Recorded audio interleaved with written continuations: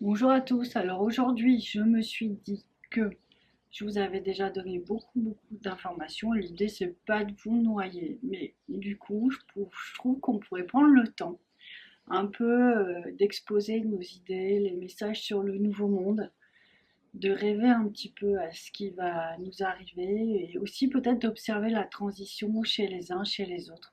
Ces grands changements en fait qui commencent à émerger un petit peu partout. J'ai rien préparé. J'ai l'impression qu'on me demande de faire ça, donc on va voir si je bafouille, bah, excusez-moi d'avance. Mais c'est un sujet passionnant, mais avec quand même à apporter quelques petites nuances. Donc voilà.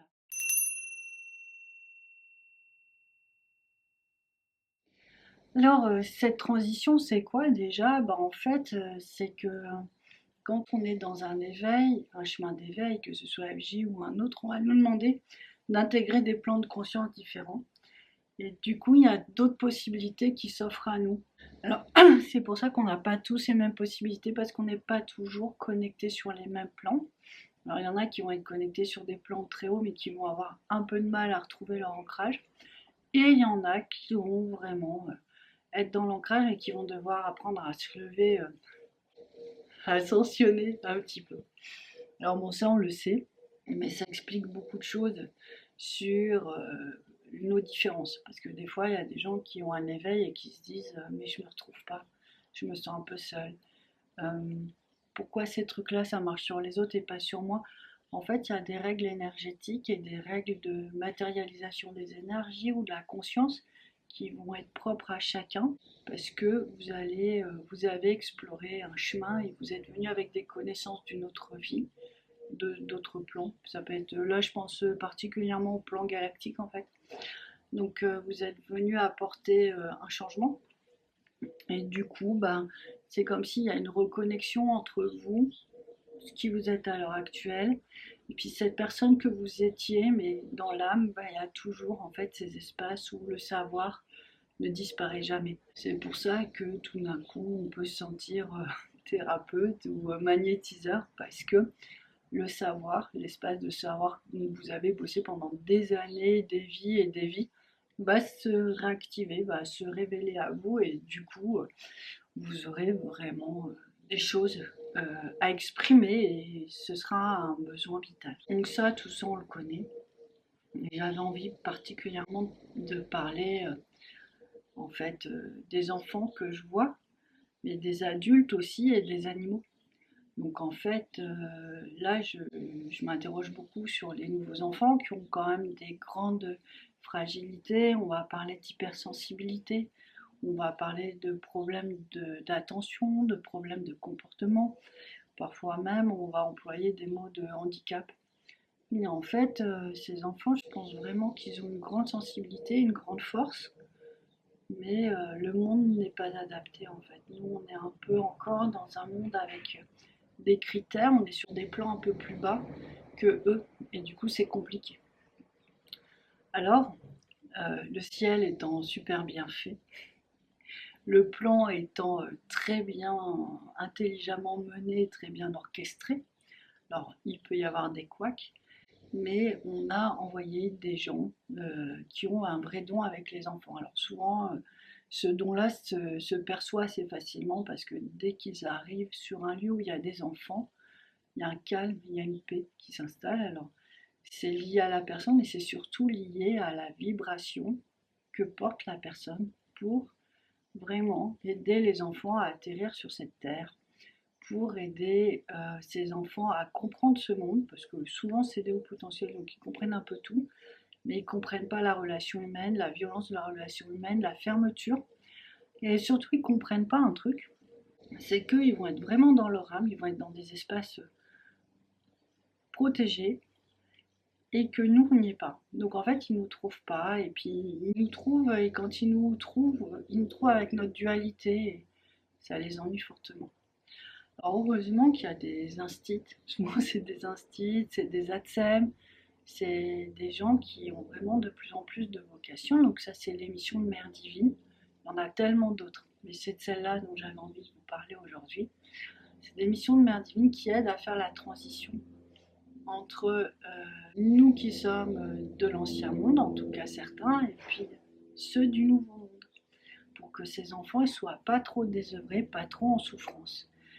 Et là, ces derniers temps, j'ai rencontré beaucoup de dames qui sont dans ces missions-là, ces missions de transition, et elles expliquaient que vraiment, ils ont besoin d'être entendus, d'être reconnus. Pour certains aussi, on a besoin de leur expliquer du coup leurs émotions, de verbaliser autour de leurs émotions, c'est vraiment important. Alors l'idée, c'est pas que je... L'idée, c'est un peu... C'est pas que je prenne leur place parce que je prépare des interviews, forcément. Je préfère qu'elles disent avec leurs mots les choses. Mais l'idée, c'est de vous expliquer aussi parfois à quel point on comprend mal les choses. Ces enseignements-là, je les détiens aussi beaucoup parce que j'ai beaucoup voyagé. Vous savez que j'ai passé plusieurs années en Inde, plusieurs années au Maghreb. Et du coup, j'ai été beaucoup confrontée à l'altérité et à la différence culturelle. Et je me suis rendu compte, par exemple, et ça va vous éclairer, que des fois, je croyais comprendre des blagues et 10 ans plus tard, on m'apporte une clé culturelle et là, je suis ah, mais j'ai rigolé, mais pas au bon endroit ou pas pour la même chose. Ou il manquait cette connexion, cette connaissance en fait de la culture pour vraiment comprendre le trait d'humour. Même si je trouvais ça drôle, voilà. Du coup, il y a un décalage. Et en fait, souvent, c'est ça, c'est que je voulais vraiment vous en parler pour ceux qui sont parents ou même ceux qui sont dans l'avis de faire attention. Des fois, on se comprend pas, ou on croit se comprendre, mais on se comprend pas. Et en l'occurrence, là, pour les enfants, je pense à un petit garçon qui a un comportement un petit peu pénible, qui est fort dans l'ego, fort dans enfin, en fait, il y a une forme d'autoritarisme chez lui. Et en fait, c'est un enfant de la flamme. Donc, c'est un enfant qui a 6 7 ans et qui vit les mêmes purifications, les flammes jumelles universelles, qui vit les mêmes purifications que nous.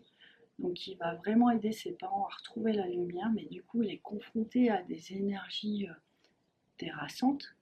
Donc vous le voyez, quand ça vous arrive, vous êtes épuisé, vous pouvez être irrité, mais vous savez un petit peu ce qui se passe. Je voulais vous alerter là-dessus parce qu'en fait, si on s'arrête au premier regard, on va dire mais cet enfant, bah voilà, il est infernal, ou cet enfant, il a des problèmes avec les limites ou des choses comme ça. On ne se rend pas compte en fait du travail qu'il fait, on ne se rend pas compte de qui il est, et on passe à côté d'un être très éveillé qui est en train d'œuvrer, qui est en train de faire du bien, mais qui est vraiment en train de se démener comme il peut, sans le soutien de ses proches en fait, sans le soutien d'adultes, parce qu'on ne voit pas. Et je pense que si vous êtes sur cette chaîne, c'est que vous avez peut-être vécu ça vous aussi plus jeune, cette détresse de ne pas être vu. Et quand je dis vu, c'est vu comme dans Avatar quoi. C'est tu me vois autant qui je suis dans mon corps que dans mon cœur, que dans mon âme. Et en fait, ces enfants-là, ils ont tellement besoin de l'écoute et que les parents se disent, ben ouais, mon petit bout de chou, c'est pas comme ce que je pensais. Il est vraiment en train d'accomplir un travail juste impressionnant. Et comment je peux faire pour l'aider? Et ça, cette aide, ça va se placer sur un plan spirituel de protection, de nettoyage, de choses comme ça. Et là, déjà, votre enfant, il va changer de caractère. Il va être beaucoup plus zen. Et en fait, c'est ça, c'est que comme on est dans une période de transition, bah, en fait, on est obligé de redonner, redéfinir un peu tout ce qu'on vivait auparavant. Donc, bah tiens, je voulais parler des animaux et des loulous. Par exemple, moi, mon petit chat, là, celui qui est là, c'est un chat, il a un corps de chat, on est bien d'accord. Mais on n'est plus. Alors moi, là, j'en ai, voilà, j'ai été un petit peu embêtée parce que les gens me ressortent, oui, un chat, ça nettoie une maison. Ah non, nos chats, ils nettoient pas les maisons, ils nous nettoient, ils nous protègent comme des chiens en fait. Parce qu'en fait, là, je me suis rendu compte dans le monde du développement personnel, on a collé des étiquettes aux chats, aux chiens, voilà. Et en fait, les nôtres, non, ils sont pas du tout comme ça. Ils vont vraiment essayer de nous protéger, mais en plus de ça, ils vont œuvrer, ils ont vraiment une mission pour l'humanité, ils vont vraiment même nous aider à maintenir cette vibration-là. Ils sont vraiment venus pour ça.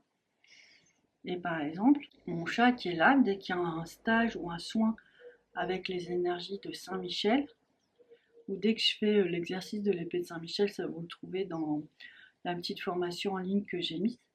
Il est fou, en fait. Il vient sur l'épée et lui, il me dit, mais Céline, je suis moi aussi, Saint-Michel, c'est mon copain. Moi aussi, je suis venu ici pour aider. Et moi aussi, je suis là pour vraiment cette transition. Vous vous occupez des humains, mais nous, on s'occupe des animaux parce qu'il y en a besoin aussi. On les considère pas encore comme ils sont, on les laisse pas vraiment libérer toute leur lumière, tout leur savoir et tout leur amour. Ils sont vraiment là pour nous aider à apprendre à aimer. Ils sont là pour nous soutenir l'humanité dans son chemin de dualité. Et on les remercie pas encore assez, on les perçoit pas encore comme ils sont.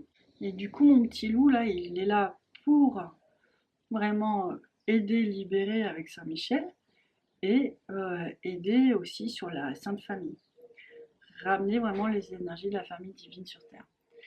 Et lui, pareil, dès que je fais un soin comme ça, il débarque dans la pièce et il vient se coller, se coller, se coller, se coller. Il dit, mais moi aussi j'en ai besoin, j'ai besoin de cette guérison, j'ai besoin d'aider sur le chemin et on n'est pas trop de deux.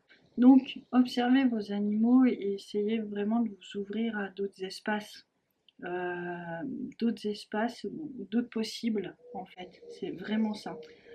Loulou, par exemple, et ça je vais vraiment en parler parce que on- j'ai eu plusieurs fois le cas et en fait on les comprend pas. Loulou parfois il va se montrer, il va m'attaquer les pieds.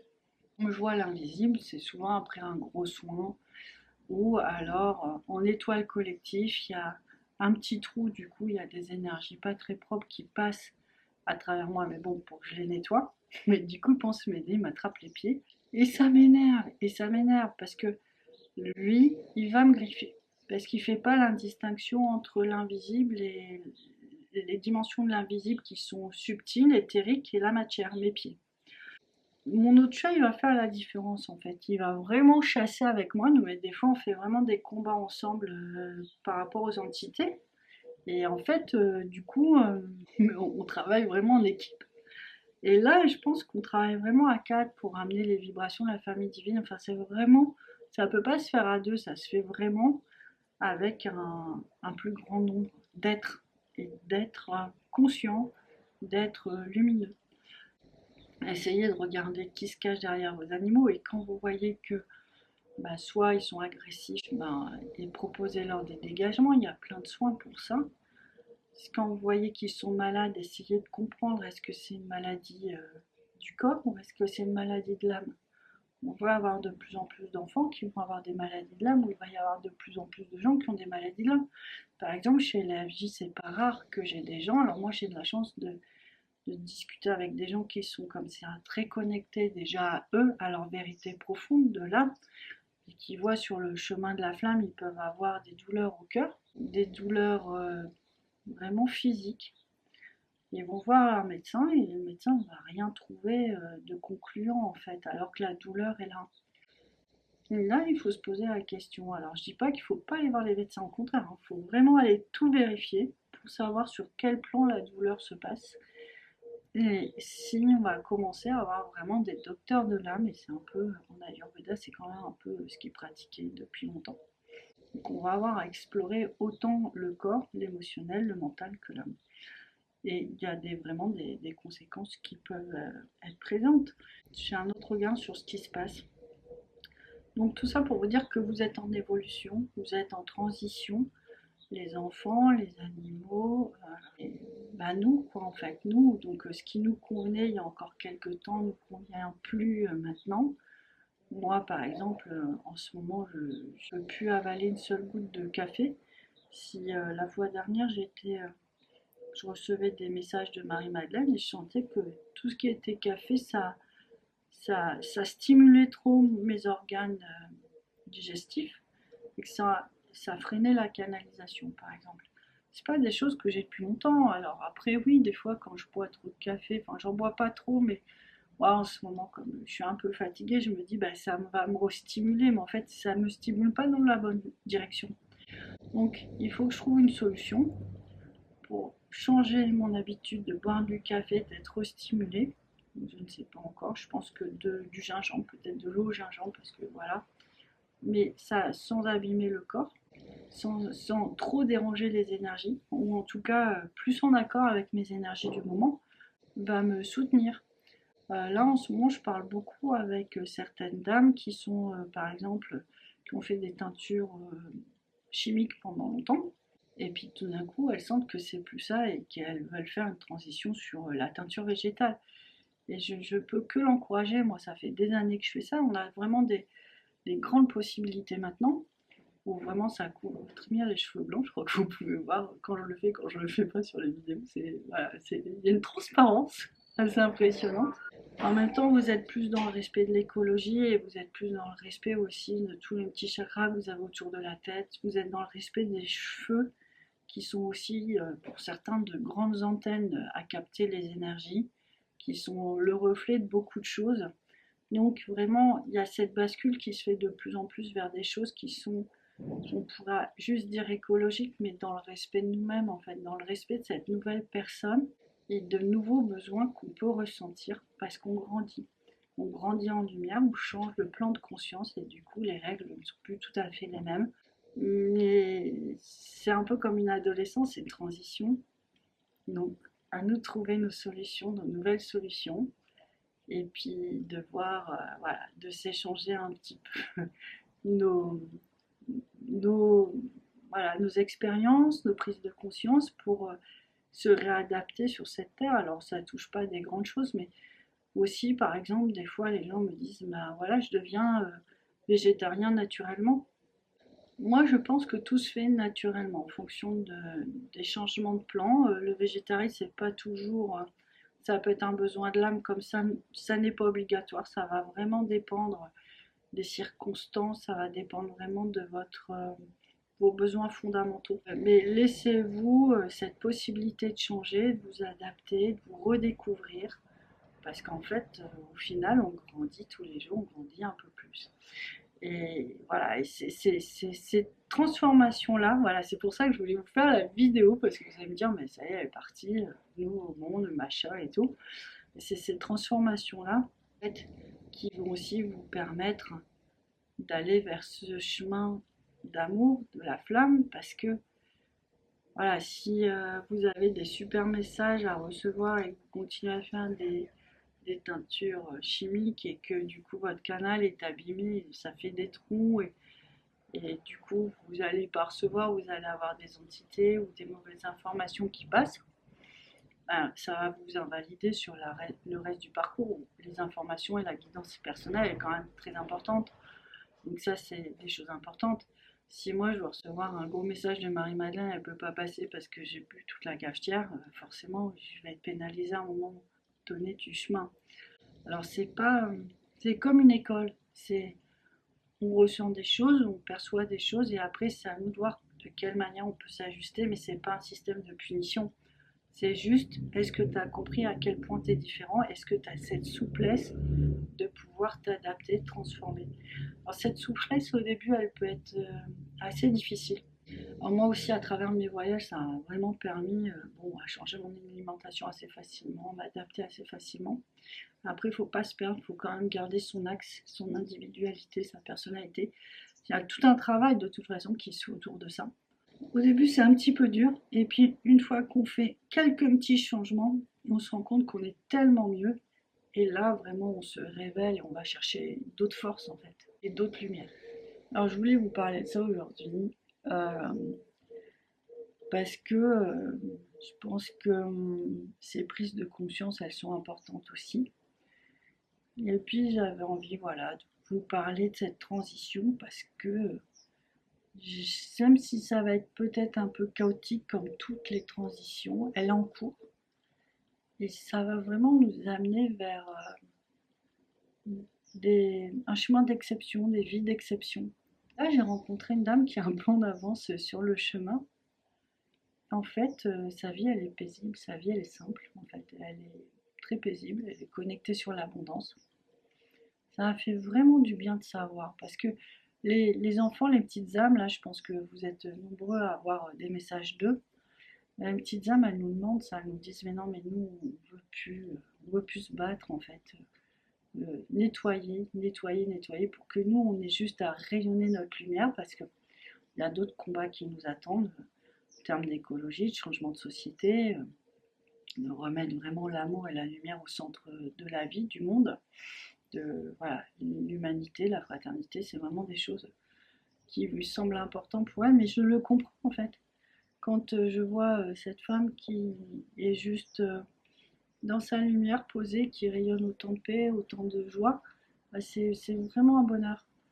Et c'est vraiment un bonheur aussi de savoir que les vies peuvent être plus simples. Donc il y a tout ce processus des mères divines qui nous permet de renaître à nous-mêmes et d'aller chercher des nouvelles forces pour que nos vies aussi soient plus simples. Alors il n'y a pas que ça va travailler sur la renaissance à la lumière, mais il y a aussi toutes les blessures émotionnelles, tous les traumas que vous avez pu avoir. Mais en fait, jusqu'à présent, ce qui bloquait, c'était vraiment de renaître vraiment dans cette force-là pour sortir d'obstacles permanents. Maintenant, c'est là, c'est là, c'est là, c'est là. On a vraiment cette opportunité de grand changement. C'est long, parce que c'est nouveau, c'est long, c'est nouveau, c'est comme ça. Mais ça vaut tellement la peine. C'est vraiment... Ouais, et puis c'est ce qu'on demande de toute façon en tant qu'AFSHI. Si ces transitions-là, on ne les fait pas pour soi, pour le couple, il va falloir les faire aussi pour les enfants, ceux que vous allez avoir, mais aussi ceux que vous avez déjà eus, puisque c'est rétroactif et c'est vraiment un beau cadeau de donner la vie et de donner aussi tout un espace sacré où la vie elle est paisible en fait. Donc voilà, je voulais partager tout ça avec vous, ça me tenait à cœur, je trouve ça beau. Et puis je me dis c'est vrai qu'on travaille tout le temps, tout le temps, tout le temps. Il y a peut-être un moment où aussi on peut juste parler aussi de ce qui est là et qui existe déjà. Donc bah voilà, j'espère que ça vous a plu. Et puis bah, je vous dis à bientôt. On a encore très bien réussi le cadrage et la lumière. Vous avez vu vraiment, hein, même au fur et à mesure des années, on s'améliore d'une manière incroyable. Bon voilà, j'espère que ce ne sera pas trop désagréable au visionnage. Je vous embrasse et je vous dis à très bientôt.